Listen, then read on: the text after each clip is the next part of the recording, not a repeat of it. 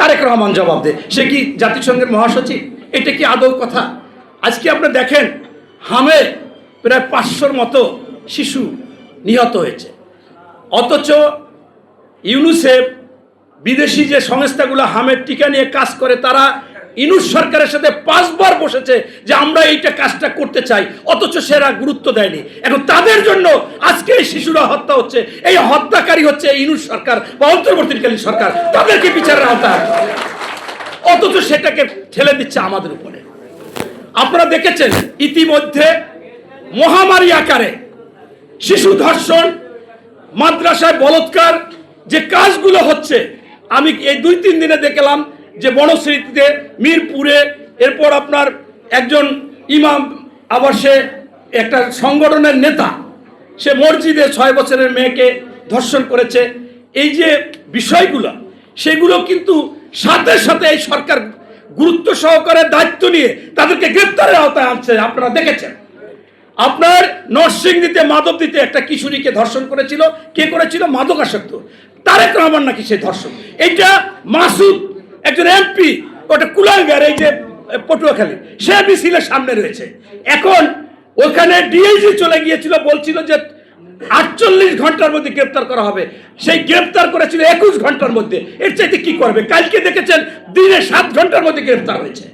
এরকম সব জায়গায় আইনের প্রয়োগ হচ্ছে, কিন্তু হয়তোবা আরো বেশি সাজা করতে হবে, হয়তোবা এদেরকে 3 মাসের মধ্যে দ্রুত আইনে বিচার করে তাদেরকে হয়তোবা এই ফাঁসি দিতে হবে এবং ওপেন ফাঁসি দিতে হবে। এই ধরনের কোনো কিছু হলে হয়তোবা হবে না। তবে আমি মনে করতেছি এটা একটা ষড়যন্ত্র, এইটা একটা ষড়যন্ত্র, গোলা পানিতে মাছ শিকার করার একটা ষড়যন্ত্র।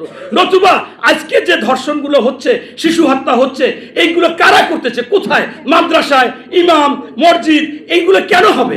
আমি কোনো দলের কথা বলতে চাই না। গতকালকে দেখেছেন যে ছেলেটা অনেক জায়গায় প্রমাণ দিয়ে অনেকে বলেছে যে সে দাঁড়িপাল্লার কাজ করতো মিরপুরে, কিন্তু আমি মনে করি কোনো দল না, যে ধর্ষক সে অপরাধী, তাকে অপরাধী হিসেবে, ধর্ষক হিসেবে তার বিচার করতে হবে কঠিন। এবং এটা ইনশাল্লাহ এই বাংলার মাটিতে তারেক রহমানের নেতৃত্বে হবে এবং হচ্ছে। এটাই হচ্ছে আমার আজকের কথা। তাই সর্বোপরি আপনাদেরকে আহ্বান জানাবো যে এই কুচক্রী মহল, তারা কোনো নিয়ম কানুন তোয়াক্কা না করে যুক্তি ছাড়া বিভিন্ন সময় আন্দোলন সংগ্রামের কথা বলতেছে, তারা কোনো কিছু পাচ্ছে না। এই জন্য আমাদের সতর্ক থাকতে হবে। আমরা জাতীয়তাবাদী শক্তি যাতে কেউ আমরা অপরাধে জড়িত না হই। আজকে দেখেছেন যে গতকালকে দেখলাম কয়েকটা পেপার পত্রিকা এখানে ভালো ভালো কালবেলায় যে অমুক জায়গায় জামাতের আমিরের বাড়িতে ইমাম মুয়াজ্জেমের সেই চাল পাওয়া গেছে।